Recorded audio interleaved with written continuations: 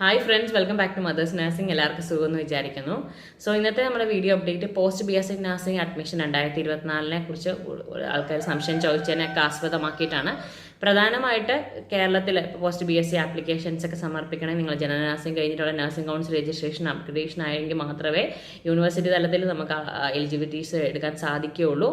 Direct നമുക്ക് പോകാൻ സാധിക്കത്തില്ല. റിസൾട്ട്സ് വന്ന് നഴ്സിംഗ് കൗൺസിൽ രജിസ്ട്രേഷനൊക്കെ അപ്ഡേഷൻ ആകണം. അതിലുപരി നഴ്സിംഗ് കൗൺസിൽ ഇപ്പം മറ്റൊരു കേരളത്തിന് പുറത്ത് നിങ്ങൾ ഓപ്റ്റ് ചെയ്യുന്നതാണെങ്കിൽ കൗൺസിൽ രജിസ്ട്രേഷൻ ചേഞ്ച് ചെയ്യേണ്ടി വരും.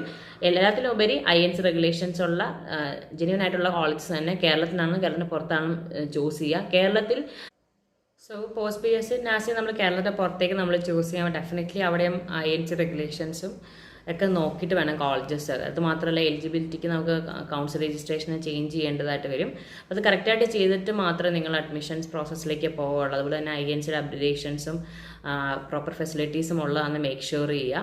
കാര്യം നമ്മളെപ്പോഴും അതുപോലെ തന്നെ ജനറൽ നഴ്സിങ്ങിനെ കുറിച്ച് നമ്മൾ അടിസ്ഥാനമായിട്ട് നല്ല നോളജ് ഉണ്ടെങ്കിൽ പോസ്റ്റ് BSc ഈസി ആവുള്ളൂ ഹാൻഡിൽ ചെയ്യാൻ.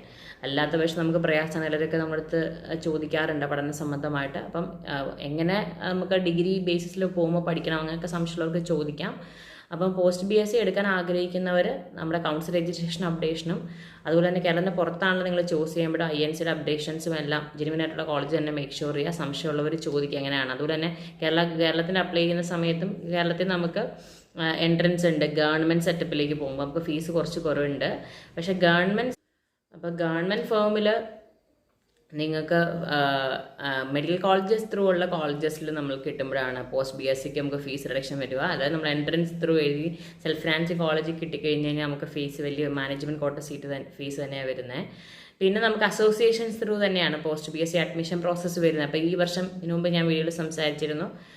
അസോസിയേഷൻസ് ത്രൂ തന്നെ ആയിരിക്കും എന്നുള്ളത് നമുക്ക് അപ്ഡേഷൻസ് വന്നാലേ അറിയുള്ളൂ. കാര്യം BSc നഴ്സിംഗ് എൻട്രൻസ് വരുമോ അല്ലെങ്കിൽ പഴയ പോലെ അഡ്മിഷൻ പ്രോസസ്സിന് വ്യത്യാസങ്ങൾ വരുമോ എന്നുള്ള കാര്യമൊക്കെ നമുക്ക് കറക്റ്റായിട്ട് അപ്ഡേഷൻസ് വരണം. അതനുസരിച്ച് പറയുന്നതായിരിക്കും. അതുപോലെ തന്നെ നമുക്ക് എപ്പോഴും ഫീസിൻ്റെ ഒരു കേസ് വരുമ്പോഴേക്കും നമുക്ക് സെൽഫ് ഫിനാൻസിങ് കോളേജ് കേരളത്തിൽ വരുമ്പം ഇയർലി നമുക്കൊരു 1.5 അതൊക്കെ നിയർലി എനിക്ക് തോന്നുന്നു 2 വർഷം അത്രയും വെച്ച് ഫീസ് തന്നെ വരുന്നുണ്ട്.